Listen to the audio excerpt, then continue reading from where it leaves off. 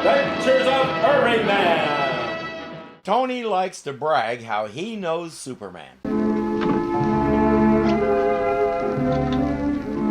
Well, here we go again. I think Papa's beginning to believe it himself. Yeah. How do you think I got this, huh? Okay, how? With my own two eyes. I watch Superman take away from a crook and twist it up just like a piece of spaghetti, like this. Sure, Tony. Thing is, nobody believes him. They assume he used a pipe-bending tool or something, though I doubt any pipe-bending tool in the world would work properly on the kind of steel shotgun barrels are made of, but I won't bring that up. He has a particular reason for showing it to these two. You got it, Tony? Yeah. Smart boy, Tony. Now you don't have to worry about busted windows, people wrecking your joint or nothing. Now you got protection. He's telling them, you'll be sorry you messed with me because Superman is my friend. Speaking of the gentleman,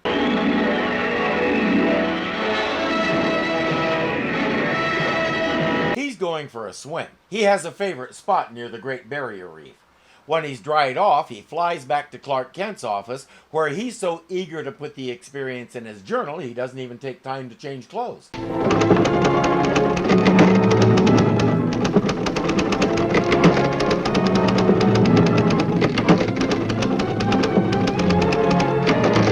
I can type that fast. There are no actual words, but I can type that fast.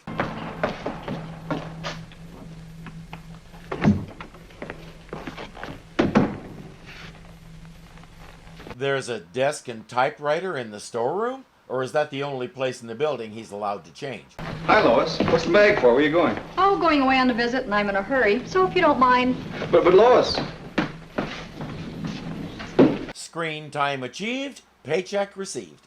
Oh, Jeepers, Mr. Kent, where have you been? The chief's been tearing his hair. Kent! Yes, sir. Well, where is it? Right here, sir. When on earth do you have time to do all this? Well, Chief, sometimes I can be pretty fast with that typewriter of mine. Now, if you'll excuse me, I'll go retype it since you just tore that one to shreds. This series should blow the protection racket right out of its boots. I certainly hope so, Chief. Where did Lois go? Oh, don't ask me. I'm just the editor of this paper. However, she was kind enough to leave this note for me. Chief, have hot lead for new evidence on protection racket. Back in a couple of days. Couple of days? What do you suppose she's up to? My boy, I think you're old enough to know something about women. And that is, there's nothing you'll ever know about them. I assume it's the same protection racket that we saw shaking Tony down. Why did he have to fly across the ocean to get a story about that? Well, look who's here, that reporter, Kent. Figures. This joint's right next to the Planet Building. I told him he didn't have to go across the ocean to find the protection racket guys. But I don't like that guy. He's got a real hot typewriter. Gets a lot of people in trouble. Someday that typewriter of his is going to explode and knock him right out of this world. It won't explode, but it did melt down to a lump of slag a little while ago. Oh, hello, Mr. Kent. Hello, Tony. Hey, Jimmy, you're coming late today. How am I going to make a living? I guess you'll have to keep us after school. Hi. Huh? Oh, sure. Hi. It's a beautiful day inside, isn't it, Elaine? He forgot to say, party. Jimmy is smitten. Thing is, so is Elaine, but Jimmy's so insecure, all he can do is stumble over his tongue. Been there, done that. Can I take your order, Mr. Olson? Oh, yeah, you can take it any place you like. I won't be needing it. Never mind, no way I can follow that. Our scammers overhear Clark saying that Lois is out of town, and they suggest she should stay out of town. We're not sure what that means yet. They report to the top man, a guy named Cap, and he has something on his mind.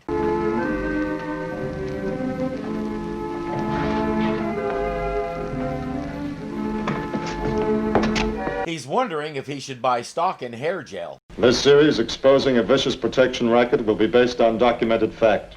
The Planet is in possession of some 50 signed affidavits from shopkeepers who have been victimized. Boys, there's only one thing to do. Get out of town. Get those affidavits. As most of you know, my real name is David. When I was little, the first time I heard the word affidavit, I was appalled. What good is half a David? One of the guys says it's not a good idea to mess with the planet. Superman is pretty tight with him. If we can get rid of Superman for just 1 hour, we can get those affidavits. Are you nuts? How can you get rid of Superman? Rumor has it that Clark Kent is Superman's contact. But what if he isn't? What if that's just a cover-up? You mean Tony? Sure, why not? Nah, I can't see it. And now let's listen to some bad guy logic. If Tony were the contact, he wouldn't go broadcasting it all over the joint. That's the point. He puts on such a big act, nobody believes him. He is really overthinking this. The gun barrel is real, but that's about it. Superman bent the barrel and Tony snagged it as a souvenir. As it tends to happen with humans, the story grew from there. But it doesn't matter. He puts his plan into motion. Yeah, that Superman's really going to be surprised. Imagine kidnapping Lois Lane right from under Superman's nose. That's what the grapevine says. It ain't been wrong yet. I wonder who's pulling the job. Beats me. All I heard was something about a Mr. X. Supposed to take place around Watsonville at 6 o'clock tomorrow night. Oh, well, it ain't none of our business. I wonder what Tony's doing with our soup. If Tony really is Superman's contact, he'll be on the horn or whatever, and Superman will be speeding to Watsonville, which is a town on the coast of Central California, so they'll be able to break into the planet and steal the affidavits without worrying about Superman.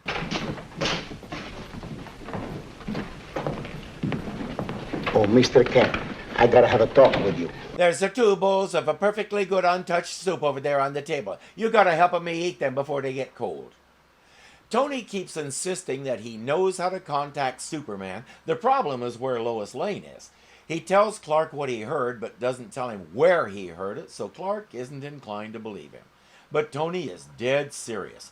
Clark is going to pursue this further.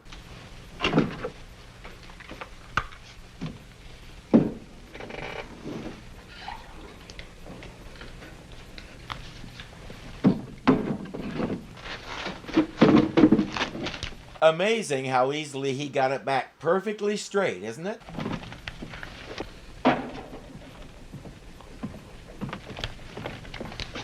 Thank you, Tony. Oh, Mamma mia, the rifle. Only one man is strong enough to do that. Superman.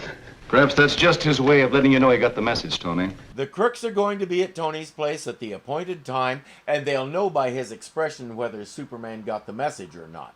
Once they're sure, they'll break into the planet. Elaine, there's a new show on down at the Majestic.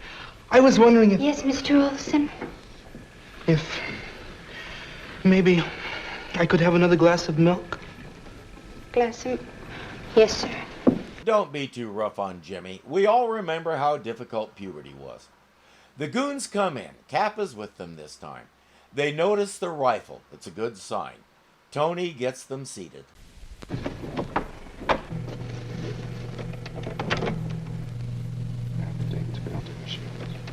If he gets something incriminating on that tape, it's admissible in court. Today it would be questionable, but not in 1954. Go, man, go! Go, man, go! Hey, Lane! Hey, Tony! Hey, there's a little noise around here. I'll put some loot in the platter box, Yeah, go huh? ahead. Tony looks like he needs a little cheering up. I hope the microphone is up their noses, because otherwise he's not going to hear much. This kid will not take no for an answer and eventually gets the jukebox going. So much for Tony's plan, whatever it was. There's still no word from Lois. Superman is preparing to fly to Watsonville, which the bad guys say is a couple 100 miles away, so now I'm thoroughly confused. And Tony is playing what he did get for Jimmy. Jimmy calls Clark and plays the recording for him. Despite the music, Clark's super hearing can pick up what the men are saying and what they're planning. Where are these men now? Yeah, they're right here at the diner. Or they were. Well, you saved that spool for evidence anyway. Evidence? The police lab may be able to filter out some of the music. I'll be over as soon as I can. And considering he's already in his Superman outfit, that should be pretty soon. Hey, look. Well, hello, Miss Lane. What are you doing here? Oh, I just got back in town. Thought I might find Clark or Jimmy around. She was 13 seconds short on her screen time earlier. They threatened to short her paycheck if she didn't make up the time. Let's go.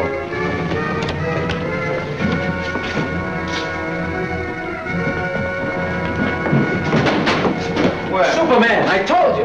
Well, gentlemen, the perfect ending to a wild goose chase. It ain't ended yet.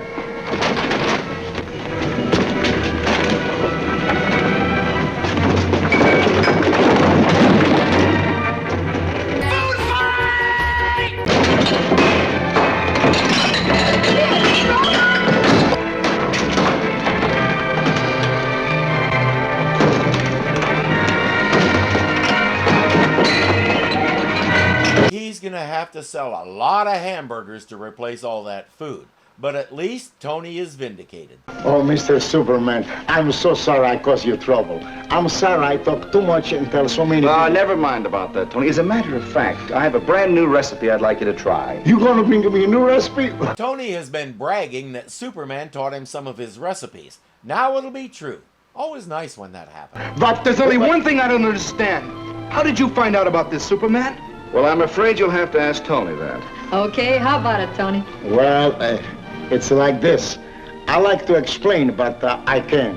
Because me and Superman has got a few secrets we have to keep just between us. Huh? I could tell you, but I'd have to kill you. Thanks for watching, kids. And remember, clicking that like button is cool. Subscribing is even cooler. Leaving a comment is as cool as the coolest person you know. And becoming a patron makes you almost just like Superman. So don't hesitate. Do it today. Until next time.